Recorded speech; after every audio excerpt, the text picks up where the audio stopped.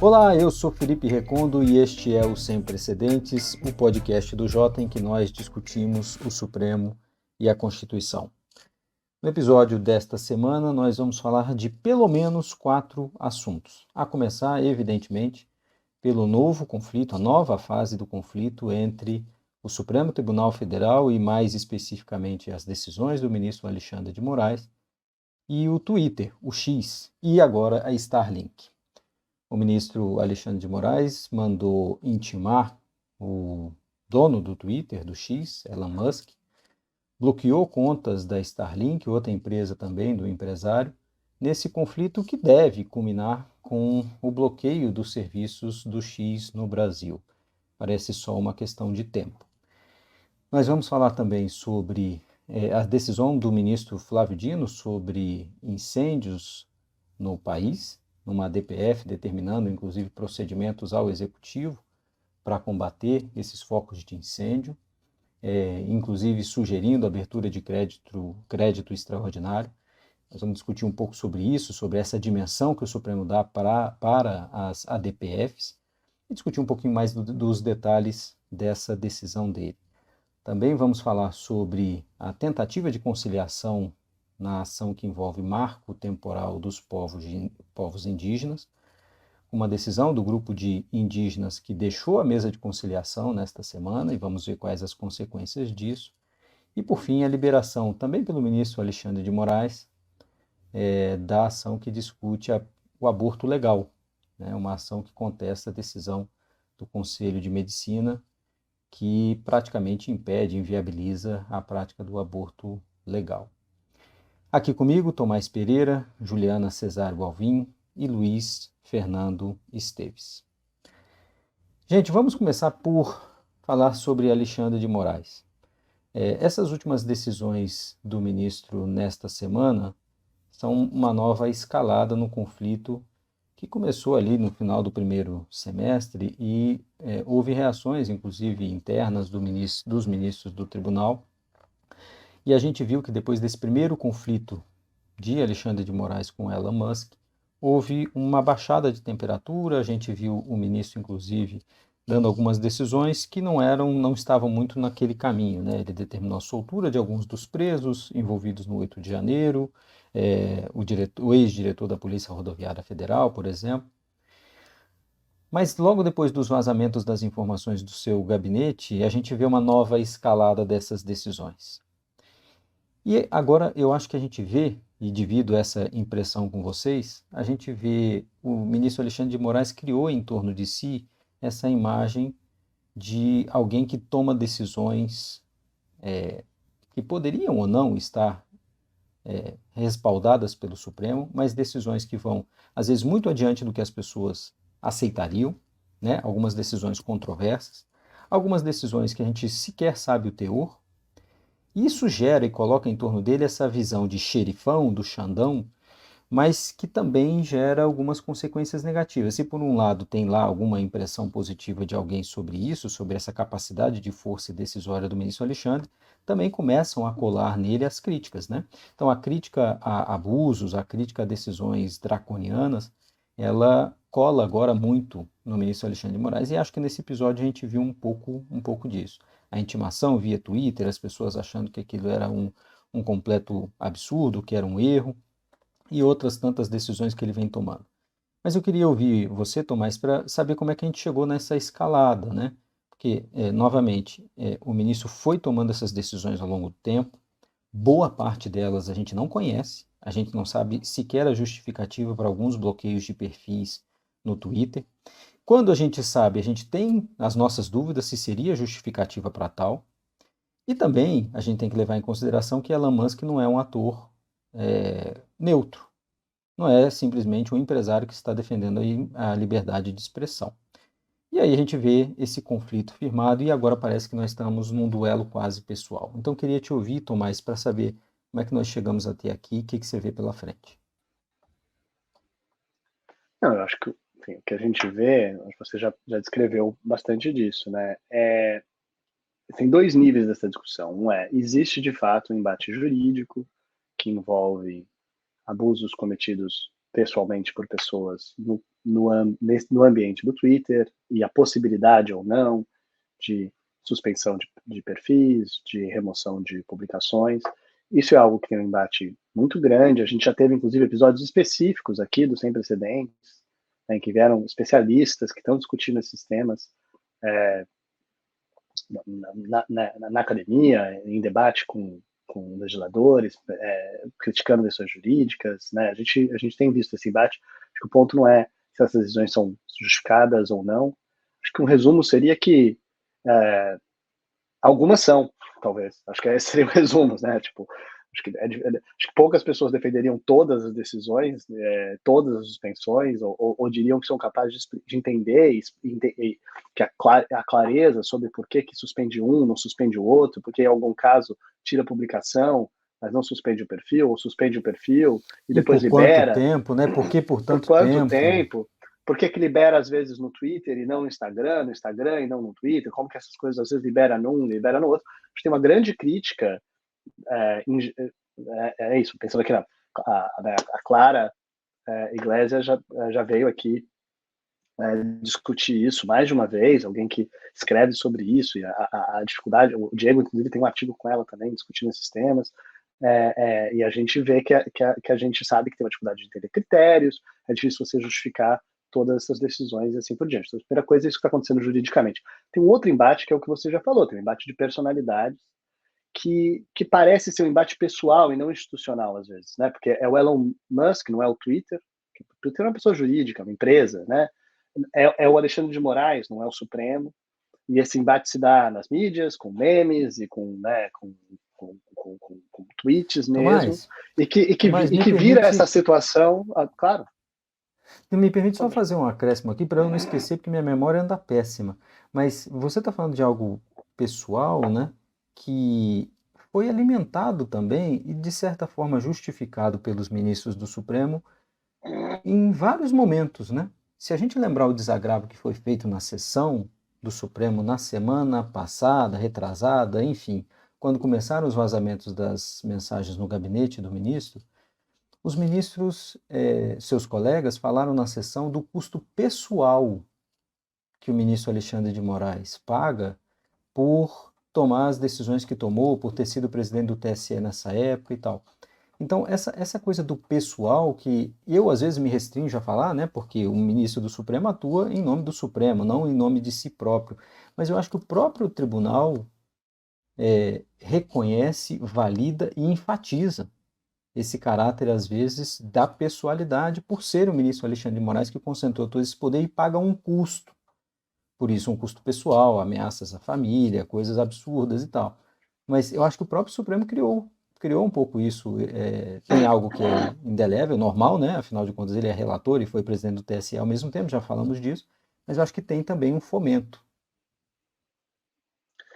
Não, acho que isso desde a origem, né, Diego? Desde que a gente decidiu pegar esse inquérito, criar esse inquérito, que foi não, o primeiro inquérito, né? Tem outros inquéritos que são posteriores, mas o inquérito específico de fake news, quando ele foi criado por um ato da presidência e não foi distribuído, foi entregue ao ministro Alexandre de Moraes por uma decisão individual da presidência como relator. Então, assim, já tem uma pessoalização desde o começo, né? A escolha do ministro Alexandre de Moraes para ser o relator já está aí desde do início, Bom, né?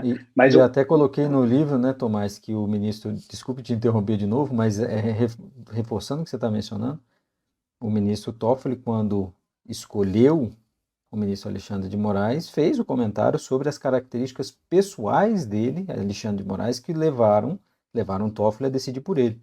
Então, realmente tem um quê de pessoalidade desde a origem. é verdade, e talvez tenha um pouco nisso que seja as qualidades do Alexandre de Moraes, que às vezes elogia e pensa, ainda bem, em certo sentido, que ele estava nessa posição, isso permitiu que ele tenha tomado decisões estratégicas né, em certos motivos ter tido coragem em certos momentos de tomar certas atitudes nesse processo de tentativa de golpe que a gente teve e tudo mais, seja presidente do TSE, seja como relator desses inquéritos. Então, assim, ninguém está negando que houve algo que foi feito ali, mas talvez seja exatamente essa questão, né? Porque quando a gente fala das qualidades pessoais do ministro Alexandre de Moraes, geralmente a gente fala que ele foi promotor, né? Que ele foi membro do Ministério Público muitos anos, que ele foi secretário de Segurança, foi secretário no Estado de São Paulo, que ele foi ministro da Justiça, vários cargos no Executivo ou no Ministério Público que tem a ver com condução de inquéritos, com condução de polícias, com chefias de investigações que bom, realmente, mas a gente não pode esquecer que ele agora é ministro, né? Ele é juiz.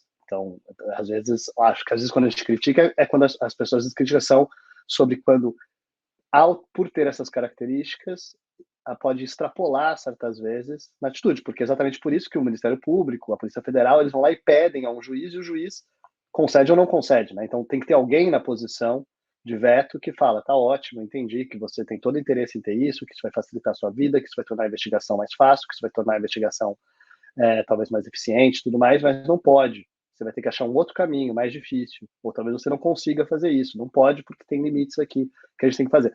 Às vezes quando a gente fala dessa posição do ministro Alexandre de Moraes, em vários desses casos, como a gente já falou, que às vezes ele é a vítima, ele está na posição de condução da investigação e ele é o próprio juiz, né? Como, tipo, em vez de a gente ter a gente fala às vezes até de ter um juiz de garantias, né? Um juiz específico, a gente não tem um juiz de garantias, tem um juiz, a mesma pessoa fazendo todas as funções. Então, acho que isso é uma parte do que acontece e gera essa pessoalização ao mesmo tempo, que eu acho que é negativa, né? Então, um exemplo típico do que aconteceu agora, que eu acho que é um bom exemplo, teve nesse embate, todo mundo sabe, parece que, né, assim que aconteceu, houve um tweet, né, uma resposta a um tweet feito pelo Supremo com a decisão do ministro Alexandre de Moraes. As pessoas falaram que teria sido a primeira intimação pelo Twitter feita por isso. Depois tiveram notícias de que a advogada foi intimada por procedimentos normais de intimação da advocacia. Então, essa situação é que, por um lado, você poderia defender a decisão dizendo que, né, dizer, tá tudo certo, né? Alguém poderia criticar, falar assim, não pode intimar pelo Twitter, tem procedimentos adequados. A pessoa responde falando, não, mas isso não aconteceu, a advogada foi intimada, imagino que seria essa a resposta. Mas daí você vira de novo, mas então por que você intimou pelo Twitter? Porque isso cria a impressão de um embate no Twitter e um embate entre, às vezes, quase um embate de lacradores, quase, né? Do Elon Musk falando coisas, às vezes, absurdas mesmo, ou republicano memes no Twitter, que, como você disse, ele é um agente político, e não só um agente político, ele é um agente que tem interesses financeiros, econômicos na empresa dele, e que isso é parte também da estratégia de comunicação dele e de como ele mobiliza apoio para as coisas que ele precisa fazer. Tem feito o financeiro as decisões, né, o funcionamento do Twitter no Brasil, imagino que impacte as contas e o Twitter mundialmente. Então, claro que ele tem interesses em relação a isso, mas ao mesmo tempo, esse embate midiático entre os dois não parece ser o melhor, porque cria a impressão, de novo, mesmo que não seja o que esteja acontecendo, cria a impressão de que o que a gente tem é um embate voluntarista entre duas pessoas com personalidades fortes e usando os poderes que têm, né, e as imunidades que têm. Em certa medida, pensando aqui, e guardando as comparações, porque eu acho que a gente está falando ali de crimes também de ordem muito específica, mas lembra um pouco embaixo do Daniel Silveira, eu fiquei pensando, né?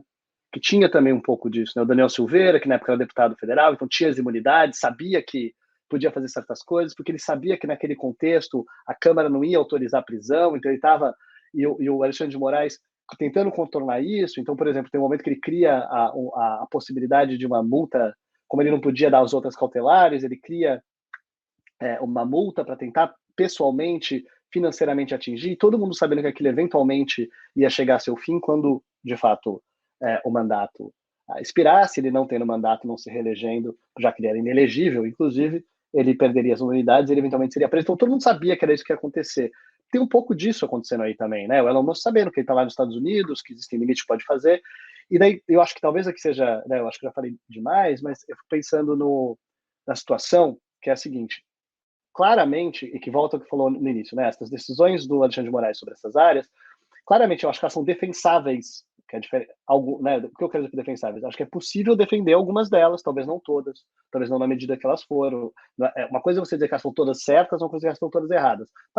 Me parece que várias decisões, e até não só pelo que eu acho, por ler e respeitar a opinião de especialistas que, como a gente vem aqui, que existem diversas decisões que são defensáveis nisso. Mas há decisões também que parecem que extrapolam limites. É nesse contexto que a gente tem a saída da representação do Twitter do Brasil, porque é nesse contexto que aconteceu esse embate. Então a gente fica pensando que, por um lado, de fato tem o problema de uma empresa que tem esse impacto nacional, que afeta eleições, que afeta inúmeras pessoas, querer operar no Brasil de uma maneira irresponsável sem ter um representante legal. De outro lado, também, não dá para a gente ignorar que deve ser difícil você conseguir, ou mesmo que você consiga, difícil você justificar, você manter um representante no legal, legal no Brasil, que pode a qualquer momento ser preso, que a gente sabe que hoje em dia quem estiver no Brasil nessa posição está a todo momento Mas sujeito a uma ordem de prisão. Então tem um pouco aí também que é um embate que eu não sei se tem para onde sair, né? Tipo, eventualmente, talvez seja isso mesmo, sabe? Talvez do ponto de vista da empresa, eventualmente sair do Brasil faça parte da estratégia, não sei. Mas o que eu quero dizer é nesse contexto que tem esse debate também, né? Que a gente, para quem atua nessa área, eu sei que tem advogados que atuam nessa área, eu imagino que para eles seja difícil trabalhar defendendo pessoas que a qualquer momento pode ter uma ordem de prisão por conta de uma retirada de perfil que não foi retirada, de uma mensagem. Mas aí, Tomás, até para chamar o Luiz e a Juliana e reagir ao que você menciona, né? O problema não é não ter o representante aqui, o problema é que o Twitter passou a entender que pode descumprir determinadas decisões judiciais. E aí a gente às vezes não consegue sequer defender as próprias decisões judiciais do país, porque a gente não sabe qual é o fundamento, quais são os fundamentos delas, né? Claro, mas talvez por isso que até para né? me explicar, que eu estava pensando assim, talvez não seja uma defesa, não é uma defesa exatamente da empresa, da pessoa jurídica, eu fiquei pensando só, talvez uma empatia com essa pessoa que tá, a gente fica falando desse embate entre Elon Musk e Alexandre de Moraes, essa pessoa que tiver, talvez ela esteja sendo muito bem paga para isso, talvez valha a pena para ela, mas o ponto é essa pessoa que fica entre essas duas pessoas, Exatamente. o Elon Musk dizendo que vai desobedecer a ordem judicial a no bucha Twitter, de canhão. E alguém que vai reagir a isso de maneiras que a gente não sabe como vão ser necessariamente, que podem ser, digamos, extraordinárias ou inovadoras, para dizer o mínimo. Luiz, queria ouvir você sobre isso. O ministro também, Alexandre, determinou o bloqueio da conta da Starlink para fazer o pagamento eventual de multas, né? Atingindo outras empresas aí também, outros investidores envolvidos nisso. Né? E talvez eu acho que essa questão tem uma relação muito direta com o que o Tomás e com o que você disseram. Nós não temos o acesso a essas decisões, então fica muito difícil entender o que fundamenta a decisão que determina o bloqueio do patrimônio da Starlink, que é uma outra empresa, uma empresa em que o Elon Musk é o principal acionista, mas é uma empresa que também conta com outros acionistas. Fica difícil entender, talvez, também que decisões o X tem descumprido. A gente sabe que o Elon Musk quase que diariamente usa o Twitter, usa o X como uma forma de indicar que ele não vai cumprir decisões judiciais brasileiras, mas a gente não tem acesso a essas decisões, a gente não sabe quais decisões são descumpridas e quais contas não foram seria bom até para a gente bloqueadas. mencionar isso, né? Para a gente dimensionar qual é o nível da afronta, né? Que o Elon Musk estaria ou não estaria fazendo, até para a gente saber exatamente isso. Então, a discussão acaba resumida a um mandado de intimação, a um documento de uma página em que o ministro Alexandre de Moraes indica que ele pode bloquear os serviços do X se a empresa não indicar um representante legal no país. Mas, pelo menos na minha visão, essa decisão do ministro Alexandre de Moraes, ela não parece muito coerente com a outra decisão do ministro no caso do Starlink, porque, pelo menos o que a gente lê na imprensa, de novo, a gente não tem acesso a essas decisões, parece que o fundamento utilizado para determinar um bloqueio nas contas do Starlink foi um fundamento de que se trata ali do mesmo grupo econômico. Então, todas as empresas, no final de contas, seriam empresas do Elon Musk e o patrimônio seria o mesmo, então aquele patrimônio pode ser utilizado para realizar o pagamento das multas que o X deve pelo descumprimento das decisões. Só que, se a tese do grupo econômico ela se aplica para o patrimônio, a gente precisa aceitar que essa tese do grupo econômico também precisa precisa ser aplicada para entender que existe algum tipo de representação desse grupo econômico no país. Então, será que o problema é, de fato, a ausência de uma representação desse grupo econômico no país? Será que existe um grupo econômico no país? E eu acho que essas questões a gente fica debatendo meio que sem uma resposta, porque a gente não tem o acesso a essas decisões, a gente tem o acesso a uma intimação que é feita na pessoa física, em português e no Twitter, sem qualquer indicação do fundamento que levou aquele ato judicial. Um pouco do apelo que a gente, e das críticas que a gente vem fazendo aqui desde o princípio, né, para a gente ter acesso a essas decisões, para a gente poder fazer a crítica. Juliana, queria te ouvir também sobre isso, um contorno mais geral também sobre esse conflito, né, que a gente está vendo.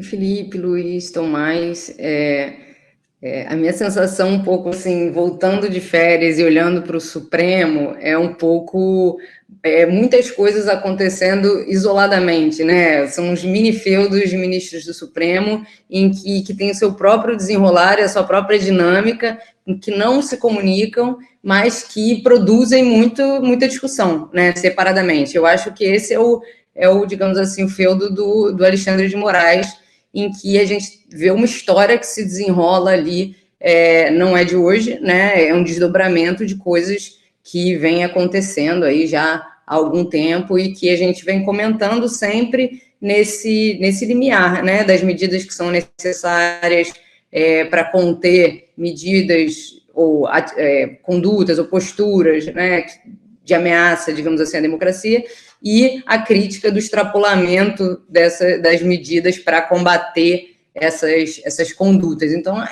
a sensação que dá é que esse é um pouco a grande história desse embate, né, ou o pano de fundo desse embate, mas que acentua muitas das características desse embate, que, como vocês mencionaram, tem a ver com pessoalização e tem a ver com uma exposição do Supremo e do próprio ministro a partir desse caso, né? Se você fala. E quanto mais o tempo passa, né, Juliana? Quanto mais o tempo passa, pior, né? Porque esse aspecto vai se aprofundando, né? E a gente ainda não tem uma previsão de quando esse assunto termina. O que eu ouço de alguns ministros essa crise só vai acabar quando os processos terminarem. É isso que eu ouço. Pois é, e o que eu acho curioso é que acho que a gente vai poder falar um pouco das outras decisões, ou os outros, né, desenrolares, aí, as outras histórias paralelas que estão acontecendo no Supremo nessa semana, mas acho que tem uma coisa que fica muito contraditória, né, que em outros casos o Supremo justifica a sua conduta, ou os ministros individuais justificam sua conduta a partir de uma ideia de preservação, né, de diálogo, de conversa. E claro que a gente pode criticar, e vocês já criticaram nos últimos episódios, justamente, né, quão cabível seria essa postura conciliatória e tudo mais. Mas é engraçado como esse caso também contrasta, né, com isso. Então, é o Supremo, de um lado, se colocando aberto ao diálogo, pouco conflitivo e usando até disso para tomar outras decisões questionáveis e até para não tomar decisões, né? A gente sempre fala do caso de aborto aqui, né? E o uso estratégico da agenda para não decidir isso, sob pretexto de evitar um conflito, mas em outros flancos, talvez um conflito sendo instigado ou exposto de uma maneira que não necessariamente precisava ser dessa forma, né? Talvez pudesse ter maneiras mais coerentes com esse discurso que faz o próprio Supremo em termos de diálogo, de apaziguamento, de não atrito, que pudessem ser aplicadas para esse caso também. Mas, claro, a gente pode se perguntar se deveria ser assim, se seria a conduta mais adequada para um caso como esse, envolvendo, né, ameaça à democracia e tudo mais, mas me chama a atenção o contraste, né? O contraste desses dois discursos em que, de um lado, a gente tem o ministro Alexandre de Moraes né, dando ordens de comando, isso tem que ser cumprido sob pena de, e medidas drásticas, e de outro lado você tem outros ministros do Supremo dizendo não, a gente não pode tomar medidas assim unilaterais, a gente não pode adotar ordens que tradicionalmente são mais associadas com o judiciário, né, cumpra-se, senão tal e tal. A gente tem que adotar uma nova postura conciliatória para evitar conflito. Então, acho que fica assim uma mensagem meio dupla, né, vindo do Supremo, mas porque a gente sabe e a gente observa já há muito tempo que esse Supremo Uno, ele não existe, né? Ele, em alguns momentos ele está mais unificado, mas, enfim, tem muitas coisas se desenrolando ao mesmo tempo. Até para falar sobre isso, Juliana, eu queria pular para o outro assunto, nosso outro assunto, e chamando o Luiz para falar disso, a decisão do ministro Flávio Dino nesta semana também, sobre incêndios, né? Nós, evidentemente, todo mundo viu e sentiu, especialmente no centro do país, os efeitos das queimadas, etc. Aqui Brasília teve 2 dias, pelo menos, que acordou sob fumaça, que em Brasília piora muito a qualidade do ar nesse período de seca. E aí o ministro Flávio Dino tomou uma decisão, Luiz, de ofício, foi criticado um pouco por isso, por tomar decisão de ofício, chamando uma conciliação, Juliana, olha aí, chamando uma conciliação sobre esse assunto, queimadas, e chamando integrantes do governo, e já fazendo uma sugestão ali, de repente, se for o caso, ele disse, de liberação de crédito extraordinário.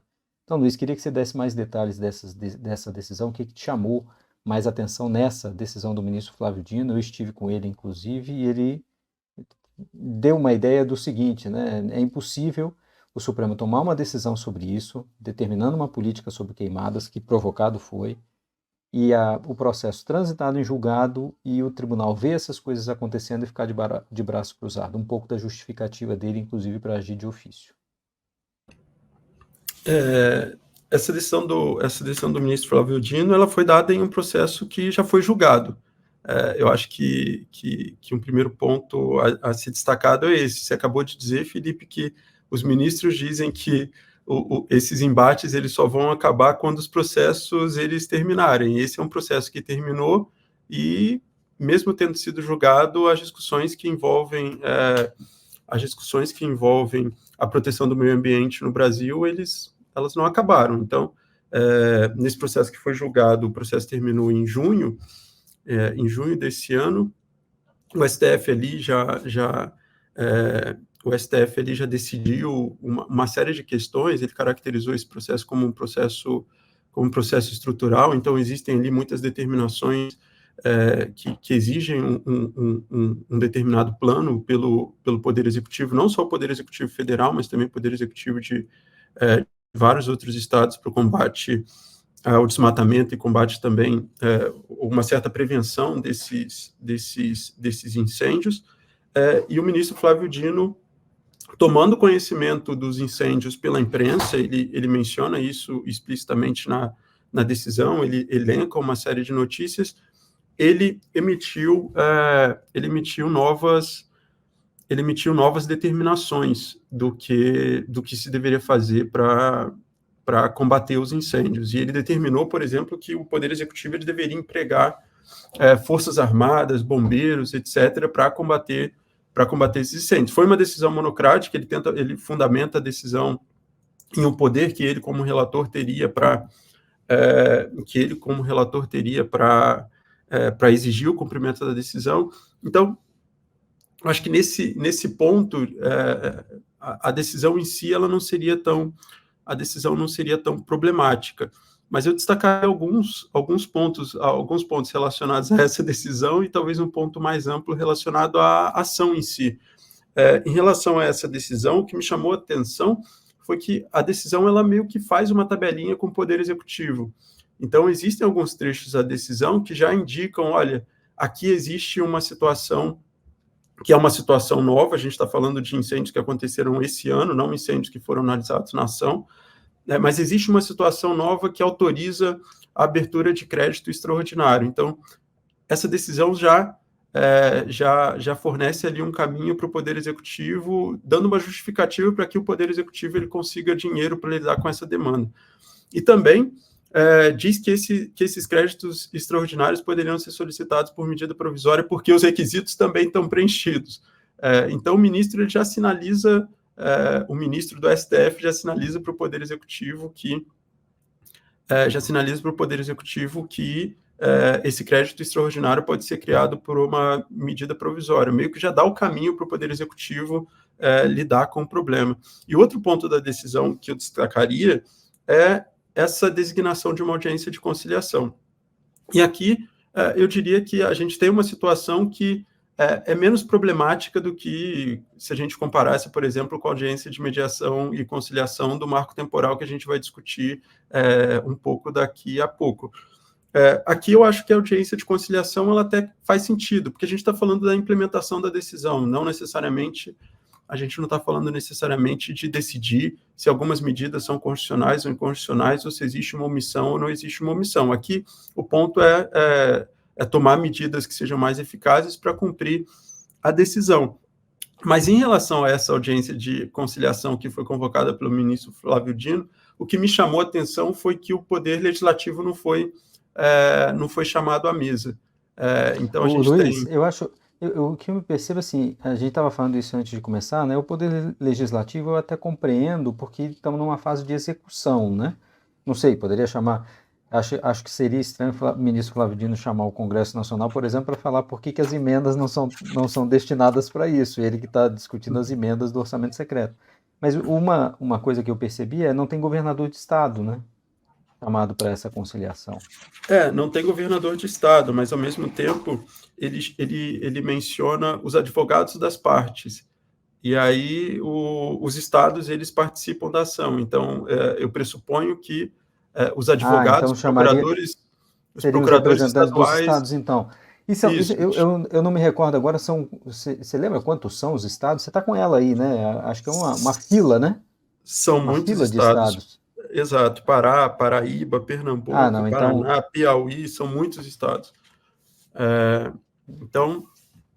Mas o que me chamou a atenção foi que o Legislativo não veio para a mesa, não foi chamado para a mesa. E aí, se existe uma determinação para que um crédito orçamentário seja criado, eu acho que seria de bom tom talvez chamar o Legislativo para a mesa também, para tentar sensibilizar o Legislativo pela necessidade de criação desse crédito. E só para terminar, um ponto talvez que seja mais geral relacionado a essa ação.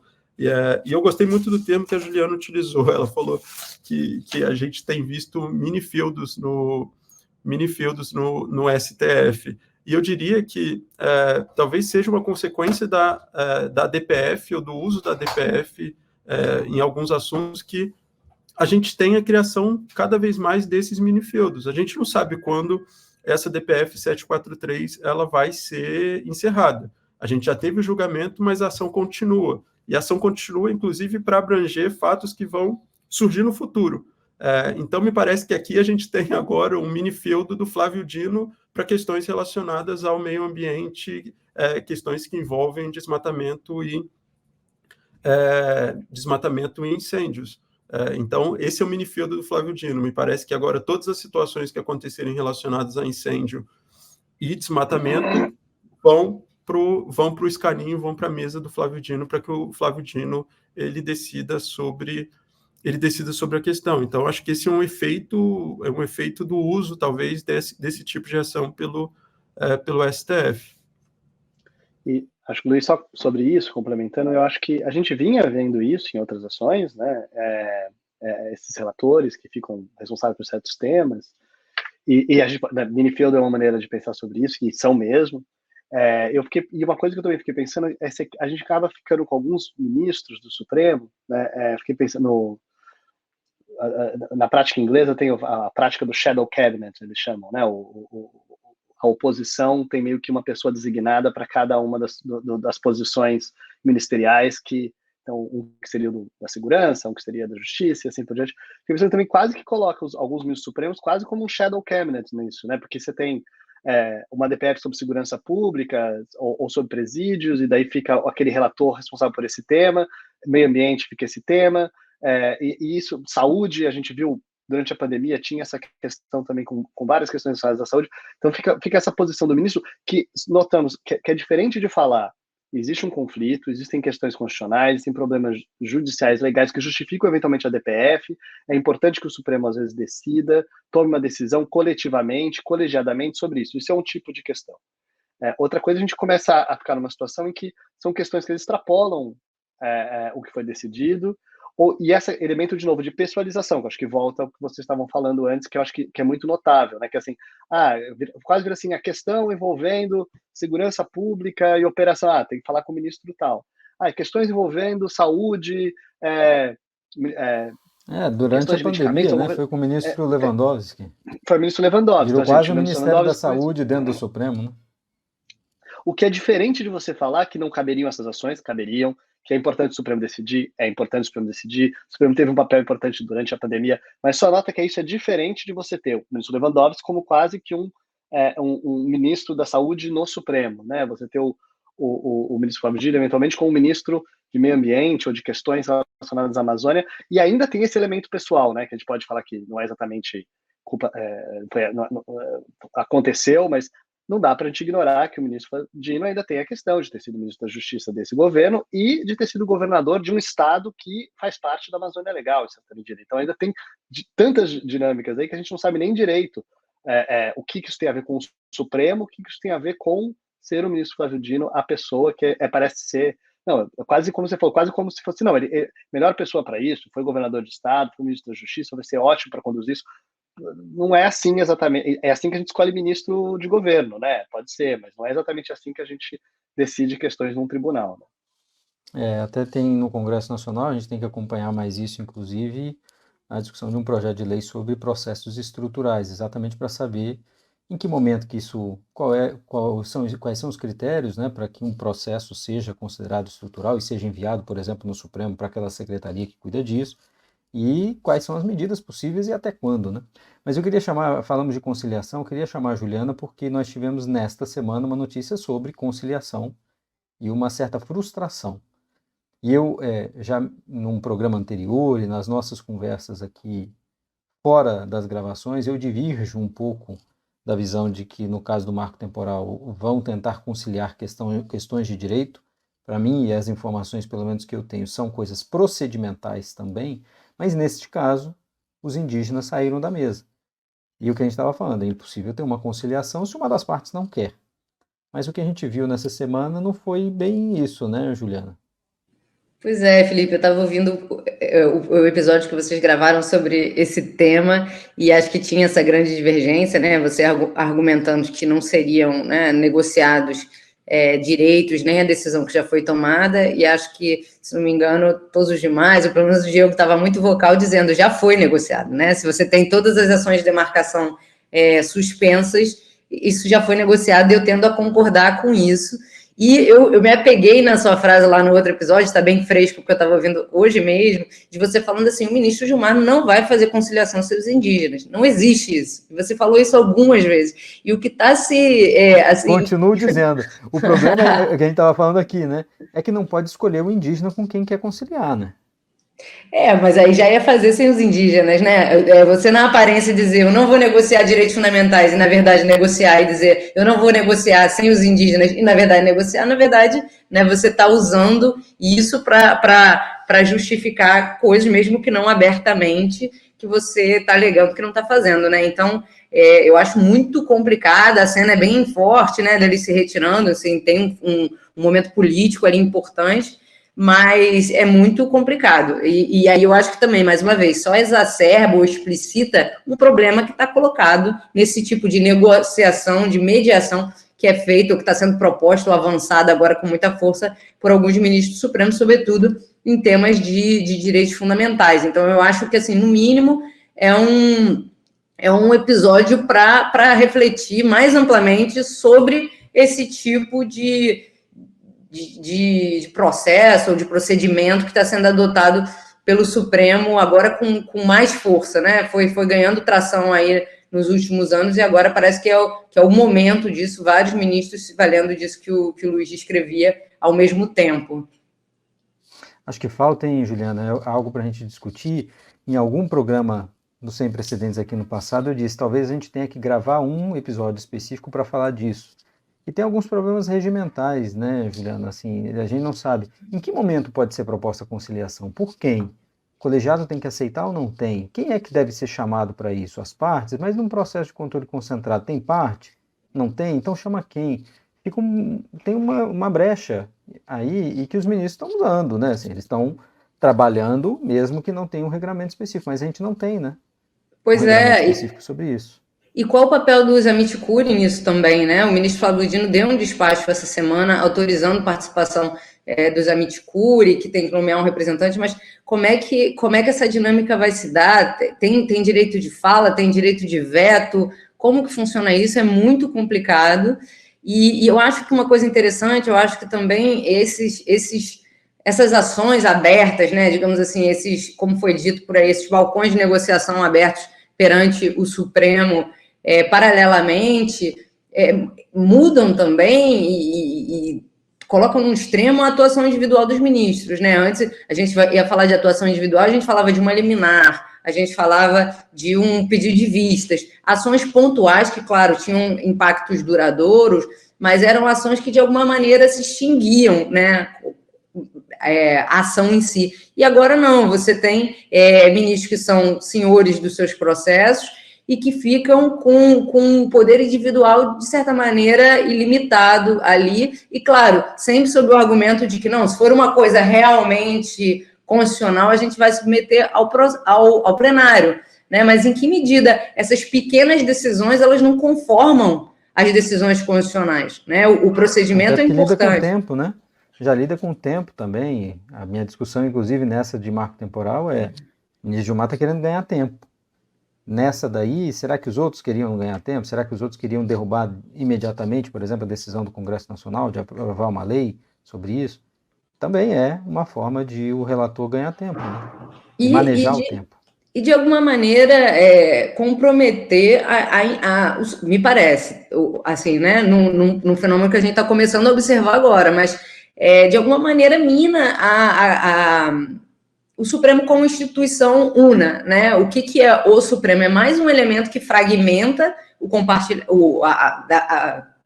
fragmenta, digamos assim, a instituição e, de alguma maneira, abre muitos flancos para a crítica. Então, se você tem um problema desse tipo numa ação, não é um problema que pode ser defendido e resolvido por uma instituição, mas ele afeta a imagem da instituição. Então, numa semana, é algo que acontece na ação lá do ministro Alexandre de Moraes com o Elon Musk, na mesma semana você tem uma outra questão acontecendo com os povos indígenas. Quer dizer, você abre muitos flancos de fragilidade para o Supremo e que eu acho curioso sobre o argumento de proteger o Supremo. Então, vamos dialogar para proteger, mas, na verdade, me parece que o efeito é exatamente o contrário. Você abre trocentos flancos para dar problemas muito graves e problemas que impactam na própria legitimidade do Supremo como, digamos assim, guardião da Constituição ou quem tem que exercer esse papel do controle, pelo menos, do controle de constitucionalidade. E aí, para mais um ponto sobre isso, Juliana, nesta semana, o ministro Alexandre, assunto que você acompanha de forma muito presente, liberou para julgamento a ação que contesta decisão do Conselho de Medicina, né, sobre aborto legal. E aí queria que você falasse um pouco disso, porque vamos passar também por algo de poder individual, o poder do presidente de pautar, né? Pautar ou não pautar esse assunto. Sim, é uma medida cautelar, né, nesse caso, e o ministro Alexandre de Moraes está agindo nesse processo, né? Esse processo ele está se desenrolando, algumas discussões muito importantes sendo levadas a cabo ali, não só sobre a resolução do Conselho Federal de Medicina, que é o objeto mais assim delimitado dessa ação, mas de maneira geral o caso trata sobre barreiras de acesso ao aborto, que é algo que está colocado também em outros casos Supremo, né? Tem uma DPF com o ministro Fachin que é exatamente sobre isso, e a própria a DPF atualmente com o ministro Flávio Dino, que era da ministra Rosa Weber, sobre descriminalização do aborto, também tocam esse tema. A gente sabe que é um tema que está sendo evitado pelo ministro Barroso, presidente do tribunal, mas o ministro Alexandre, ao liberar esse caso para julgamento, ele provoca, de alguma maneira, esse debate, ou pelo menos provoca uma ação ou uma inação do ministro Barroso mais uma vez, né? Então, aquilo que estava um pouco ali engavetado em razão dessas justificativas que foram dadas inúmeras vezes pelo ministro Barroso, o Congresso, não é o momento, o debate não está maduro, mas você tem um novo ali, uma nova provocação nesse sentido. É um caso que me parece mais fácil para o Supremo do que o caso da descriminalização, né? É um pouco assim, cumpra-se o que está na lei, né? É um pouco isso. Poderia ser uma forma do Supremo dizer: estou decidindo o aborto sem decidir a descriminalização, né? Mas acho que não sabemos se é essa a postura que o presidente Barroso vai adotar. E aí, mais uma vez, pensando, se a gente pensa que precisa de um ato da presidência, claro, pode ser um ato individual da presidência, mas na medida em que tem uma liberação do relator e na medida que isso potencialmente pode entrar em pauta, provoca talvez uma conversa mais ampla, né, entre os ministros. E a gente volta para o lugar tradicional, que é o lugar tradicional do plenário, né, em que você tem, aí sim, um órgão colegiado deliberando. E é interessante, porque, de alguma maneira, isso vai, né, na contramão disso tudo que a gente está vendo, dessa fragmentação desses processos levados a cabo pelos ministros, levado a cabo pelos ministros individualmente. Então... Mas tem esse elemento de pessoalização, né, Juliana, que você mencionou. A gente estava até falando sobre isso e essa dúvida, né? A gente estava conversando sobre isso antes e falando, bem, por um lado, é um caso sobre aborto, e o ministro Barroso tem dito reiteradamente que não vai pautar aborto. Então, será que isso inclui esse caso? Será que isso significa que ele não vai pautar esse caso? Será que a questão é que não vai pautar o tema?